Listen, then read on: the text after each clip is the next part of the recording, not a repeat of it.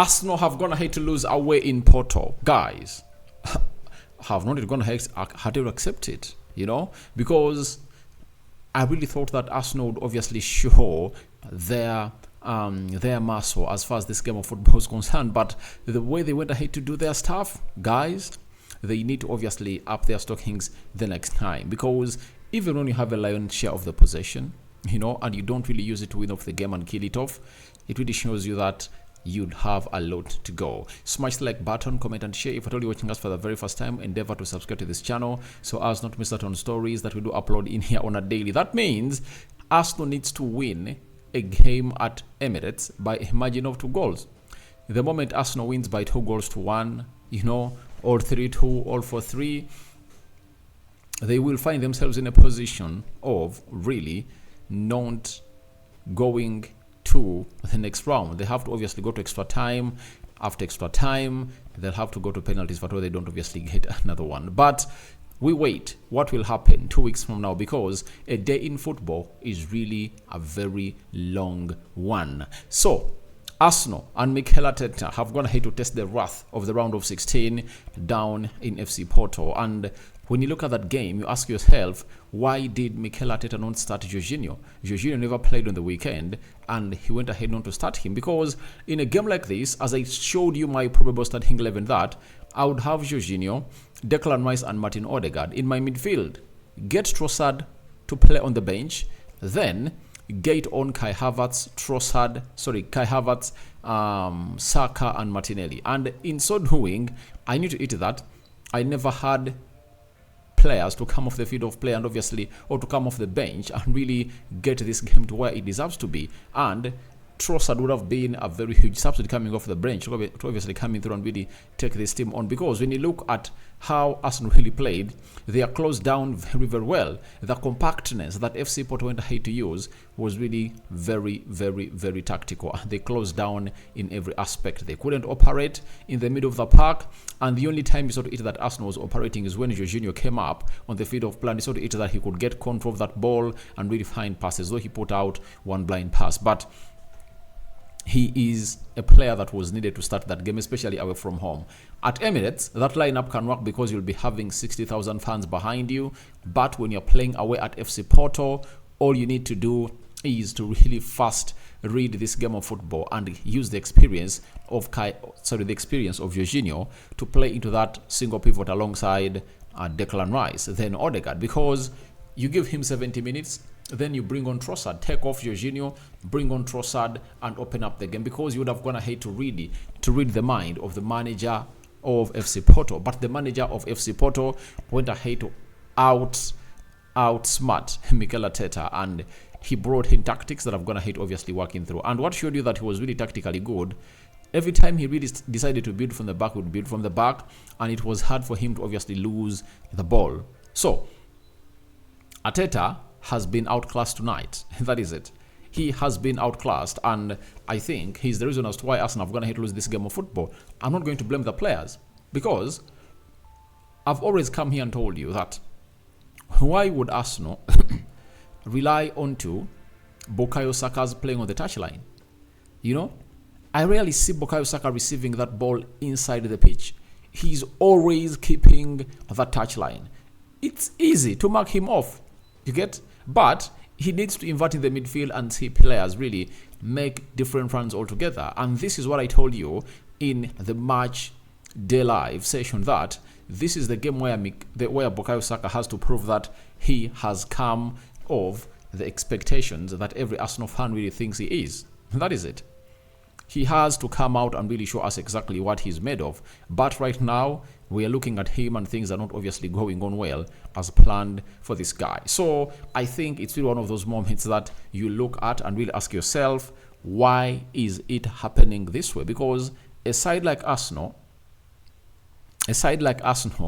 needed to get a worst result as a draw. They are going to have to work out a draw in this game of football, but a spectacular coming in through in the last minute of the added time, known as Galeno, went ahead to go in for a curling effort, and it went ahead to deflect a little bit onto Declan Rice, and it went into the back of the net. And it shows you how inexperienced Arsenal look. Because if you're Martinelli and you know that you have been playing the Champions League, when you really see an interception coming in through, I think, from the defenders of Arsenal and they play you in, what's the usage of obviously hitting that ball over the top to look for Saka? Because he's the one who gets that ball, tries to switch play to the blind side.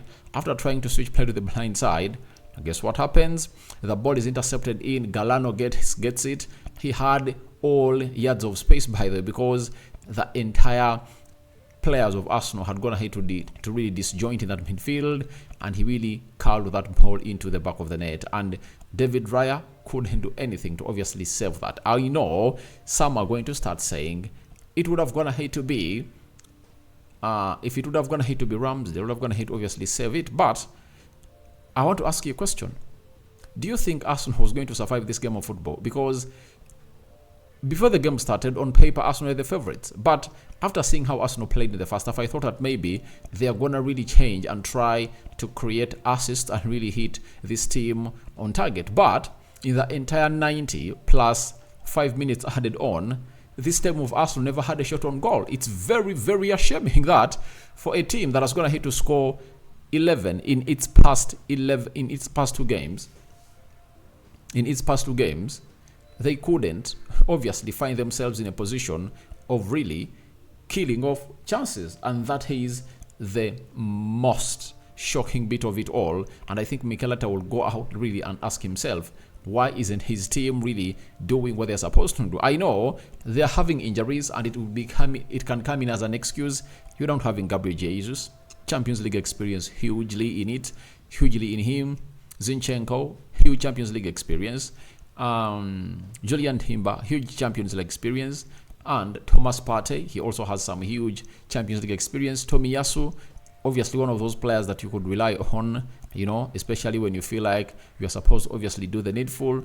But I would like to let you know that those players of Arsenal, they're really available, and we are named in the field of play, had all what it takes to kill off that game and really win it. So Arteta needed to really turn around a little bit, because the more you keep Martinelli and Saka playing wide, you are not threatening your opponent. You are supposed to keep that compactness into the middle of the pack, unless you're telling us that you don't trust those players as far as them being press resistant is really concerned. That is it. Unless otherwise, you are telling us that. But when you look at the back five, the goalkeeper and the back four, they really played very well. Jakub Kivio had a very decent game, and he really had a release pass, or a pass releasing Martinelli around the 30th minute of the game. And I think Martinelli went ahead not to do justice to it, but they never had any threatening effort. And all the threatening efforts towards the goal of Arsenal came from FC Porto. And I think FC Porto have gone ahead to use the home advantage very well, and they need to be given credit. I'm giving FC Porto credit because they've gone ahead to shock me. Because when they are playing against Barcelona went ahead to obviously beat them home and away. And I thought Arsenal looks a better side, but this is what they call Champions League football. When a manager sticks to what he thinks is right, yet sometimes you need to obviously shock your opponent, then you won't really get the best that you deserve, because you need to obviously surprise your enemy. How? Maybe say, let me sit back, because I've been having what we call a lion's share of the possession, having gone ahead to have a lion's share of the possession, and it hasn't gone ahead to obviously pay off. What do? Let me try to really park the bus, invite pressure from FC Porto, and maybe let me try to hit them on the break. And we've seen him this season twice winning like that in an ugly format, against Liverpool and against Man City, But I think he was really very much confident of this game. Me too, I was really confident. But as I told you, that my only biggest undoing was when Arteta never started Jorginho. You are having an inexperienced side, and you've gone ahead to really get in just one player who has Champions League experience, and that is Kai Havertz. Jakub Kivio, 0 Champions League experience. Benjamin White the same. David Raya the same. Gabriel Magalhaes the same. Saliba the same. Rice the same. Odegaard the same. Trossard the same. Saka the same. And Martinelli the same. They all had 0 Champions League experience, and only one player on that field of play had what we call Champions League experience. And all you needed was get in Jorginho. He has been on this pitch before. Start him, play him like 60 minutes, and then bring in Trossard to obviously try to create more and more and more through the midfield, obviously create of chances for the side of Arsenal. Or even take off Martinelli, because Martinelli looked like he was a nuisance today.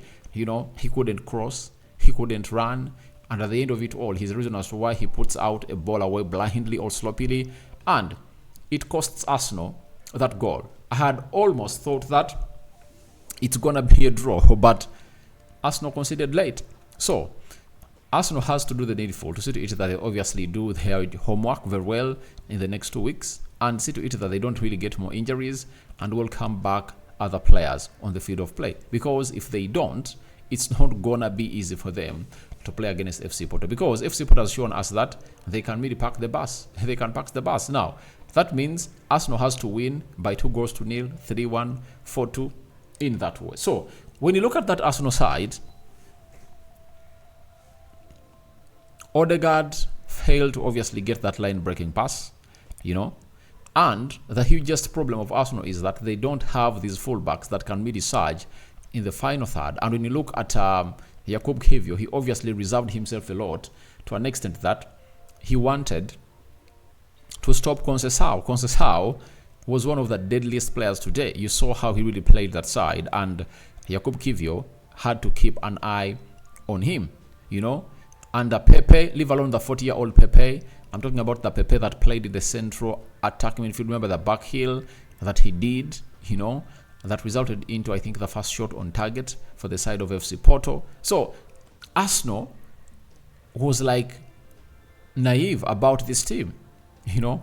Everything that really happened was new, and the ball never even went ahead to really flick off Declan Rice. It just continued into the back of the net. What a beautiful display. What a beautiful take, by the way. It's been one of the beautiful goals I wanted to see today, and it's really important to note that it's really hard for us not to talk about Pepe, the 40-year-old. The guy is left with just 5 days to make it 41. But did you see him really having any distractions, any threats? No way. But that guy is 40, and there was no deliberate effort to come out and really target the player. Yet, he's vulnerable. When you talk about his age, he's a vulnerable player, and you just need to come out all and give him a game. But he was not targeted. Now, this is where I go next. Now, most of you have always been saying, and I still stand my ground on this, Arsenal needs a number 9 to come out and really score goals. Now, today, did you see any chance? Did you see any chance targeting the number 9 of Arsenal? You know? So, those are things that Arsenal fans should get to know, that sometimes you come out and be reactive, but in a game like that, do you think a number 9 would have gone ahead to get a goal? From where? And I really have to admit that they missed Gabriel Jesus, because he would have gone ahead to create moments of magic. He would have gone ahead to drop deep and maybe really release these other players. But no one was really ready to obviously take responsibility.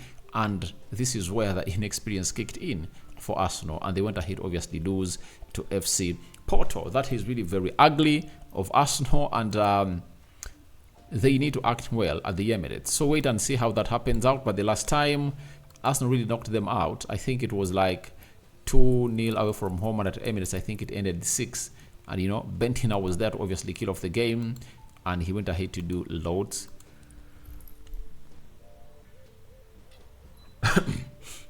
and loads of things. Now let's go to the stats. 8 shots by FC Porto, and Arsenal had 7. 2 shots on target by FC Porto, and 0 shots by Arsenal. That is the shocking stat of the day. 35% ball possession by FC Porto, 65% ball possession by Arsenal. 274 passes completed by FC Porto. Arsenal completed 494 passes. 75% passing accuracy by FC Porto, 87% passing accuracy by Arsenal. 14 fouls by FC Porto, 12 fouls by Arsenal. 2 yellow cards, to FC Porto and 3 to Arsenal. I saw Jakub Kevio get into the referee's book. Martin Odegaard got into the referee's book. And Declan Rice, who was booked just, I think, in the 4th minute of the game. 0 red cards to both sides, 0 offsides to both sides, 1 corner to FC Porto and 10 corners to Arsenal. And this is another talking point. Why would someone come out and really do the same thing expecting different results? You understand? Arsenal went ahead to obviously play the side of FC Porto, and Arsenal had 10 corners. So in those 10 corners, they delivered them the same way, and that was really shocking because I've seen Arsenal doing better when it comes to set pieces. Sometimes they go short, but all what they did today was to go long. And I asked myself, why would Arsenal do this? I was left in an ocean of questions because I really thought that that's not business as usual. Because sometimes you have to obviously go short, then you go you go long. But they went long. Declan Rice, Bukayo Saka, they had poor deliveries. I think the best delivery that really came through was that one that saw Trossard really hit that drop ball from the corner flag delivered by Declan Rice, but it never really went ahead to be on target. So, very shocking for Arsenal, but they need to obviously rise up to the occasion. They need to rise up to the occasion because this is the grand stage of the game of football. And it shows you how hard it gets every time you get in such positions and how bad it is when you are playing away from home. Arsenal would love to obviously proceed, but I really don't understand whether they will, because more pressure is going to be on them at home. If they kept a draw, it would have gone ahead to be easy that a win of any kind would have gone ahead to see them go through. So, FC Porto is coming in through at Emirates, I think on the 7th of March, and it's going to be played on a Tuesday. Arsenal really has a lot to prove to the people that they are really good enough to see to it. But I think they might really get boosts, they might really get a boost coming in through from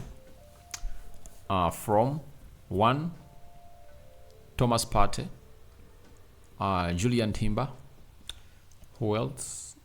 Gabriel Jesus, Tomiyasu and Zinchenko. And I think when they're having that squad, they can come in through and obviously do anything to any team at the Emirates. But that 2-goal margin is really going to be huge for the side of Arsenal. So kudos and congratulations to FC Porto, but hard luck for Arsenal. I think they've gone ahead to learn a lot, and they need to re-emphasize this, because for a team that has gone ahead to score 21 goals ever since the season resumed after the winter break, how do you explain to someone that this team cannot obviously go ahead and really score or have a shot on target?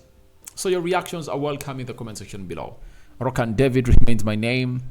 Arteta outclassed in Portugal. I sign out for now. See you later. Good night to those going to bed. And Rokani David is my name. We out. The Muslims, Barakallahu fikum.